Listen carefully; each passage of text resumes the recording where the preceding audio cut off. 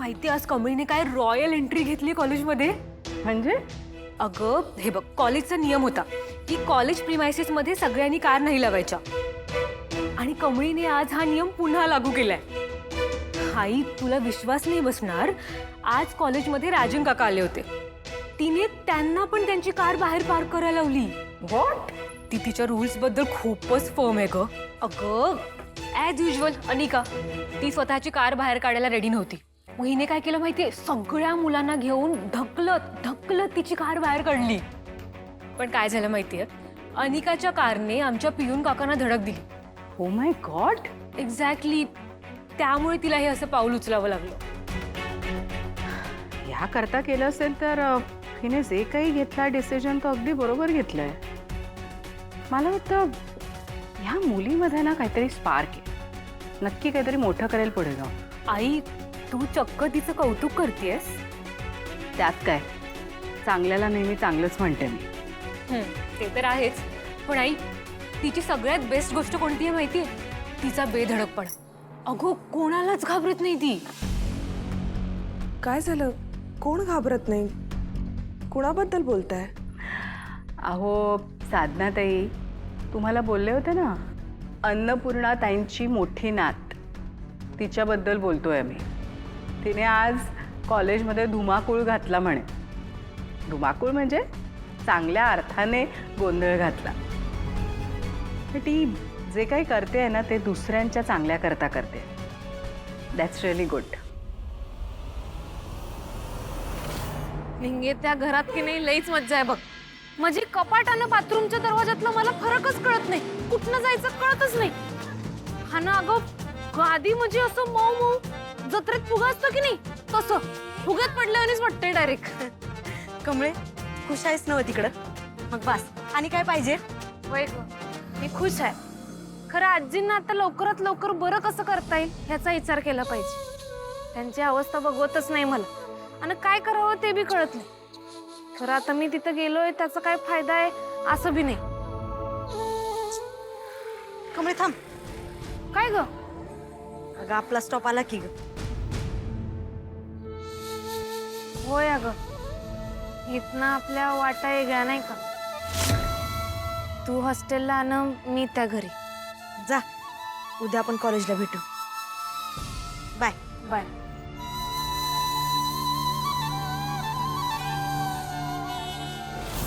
राजन, आता या घरात आमचा फक्त अपमानच होणार आहे का? आम्हाला काहीच किंमत उरली नाहीये का? याला काय अर्थ आहे राजन? ती कालची आलेली कमळी, ती घराची कारभारी होणार? हा, ती कधीही येते, आम्हाला कशीही बोलते, आमचा अपमान करते, घालून पाडून बोलते, आणि आम्ही काय करतो? मान खाली घालतो आणि सगळा अपमान गिळतोय. हे असं चालू राहणार आहे? बोल ना, या अशा भिक्कारड्या मुलीकडून आम्ही सतत अपमान करून घ्यायचा का आमचा? रागिणी, उगाचच का बोलतेस आणि तिला भिकारडी का म्हणतेस? ती या घरची मोठी लेक आहे, आजीची मोठी नात आहे. ती मुद्दाम कधीच कोणाला त्रास देणार नाही. हा, आज जे केलं ते करणं गरजेचं होतं. काय गरजेचं होतं? हा, काय गरजेचं होतं? तिला कॉलेजच्या नियमांमध्ये ढवळाढवळ करायची काय गरज होती? कोणी हक्क दिला तिला? आईला जेवढे अधिकार आहेत ना, तेवढेच अधिकार आता तिला सुद्धा आहेत. कारण आता ती उत्तराधिकारी आहे. व्हॉट? उत्तराधिकारी? ती भिकारडी कमळी. राजन, तू तिला बघितलंस? ती किती घाणेरडी राहते ती. राजन, तिच्या डोक्यात इतकं तेल आहे ना की त्या तेलामध्ये भजी तळली जाऊ शकते. इतकी घाणेरडी, तिच्या केसाला वास येतो. ती भिकारडी घाणेरडी आहे राजन.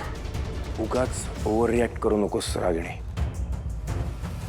मी आता तुला समजवण्यासाठीच इथे बोलवलंय. वाह वाह, आता त्या मुलीचा शहाणपणा आम्हाला शिकव, हेच बाकी राहिलं होतं. हे बघा, उगाच चिडू नका. ती काही चुकीचं करत नाहीये. नियम घालून दिल्याशिवाय माणूस नीट वागत नाही. राजन, किती सेल्फिश आहेस रे तू. तुला तुझ्या या मुलीचं काहीच नाही पडलंय.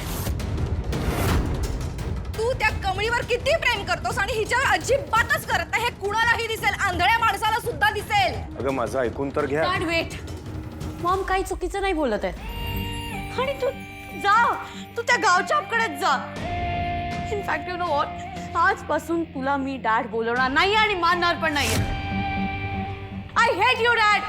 अनिका असं बाळ. रागिणी, तू हे जे काही अनिकाच्या मनात भरवतेस ना, मी हे तिच्या भवितव्याच्या दृष्टीने घातक आहे. लक्षात ठेव. वा,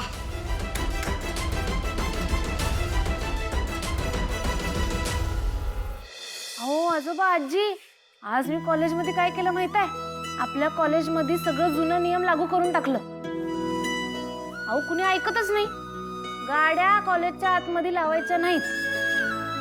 आपली अनिका, अहो एका शिपायाला उडविलं तिनं. ऐकतच नाही बघा ती, म्हणून असं करायला लागलं मला.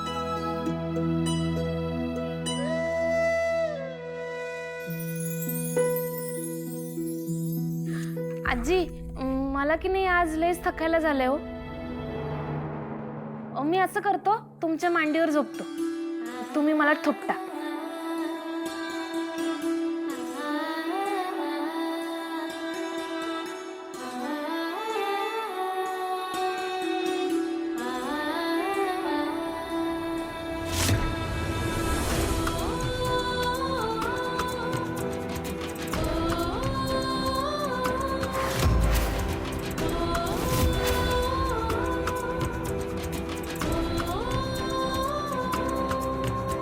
आजी, आता मी आलोय की नाही, मग तुम्ही अजून बी का असे शांत शांत बसलाय? बोला की माझ्या संग. तुम्हाला तुमची नात परत यायला पाहिजे होती की नाही? तिच्या संग तुम्हाला बोलायचं होतं. मग आता मी आलोय की, बोला की.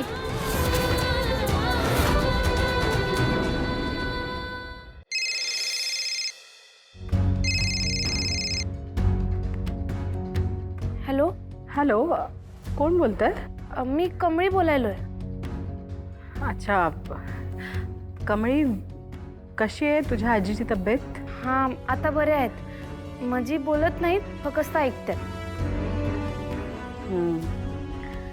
पण आता तू त्यांच्याजवळ आहेस ना, तू नक्कीच त्यांची चांगली काळजी घेत असशील. मी फोन ह्याच्याकरता केला होता की काही लागलं तर नक्की कळव. हॅलो कमळी, बोला की. ते प्राजक्ताने सांगितलं आज तू जे काही कॉलेजमध्ये केलंस ते चांगला डिसिजन घेतलास. खूप छान वाटलं ऐकून. खरं तर अन्नपूर्णाताई बऱ्या असत्या ना, त्यांनी सुद्धा तुझं खूप कौतुक केलं असतं. सो असेच चांगले डिसिजन घेत राहा. Keep it up. Thank you madam.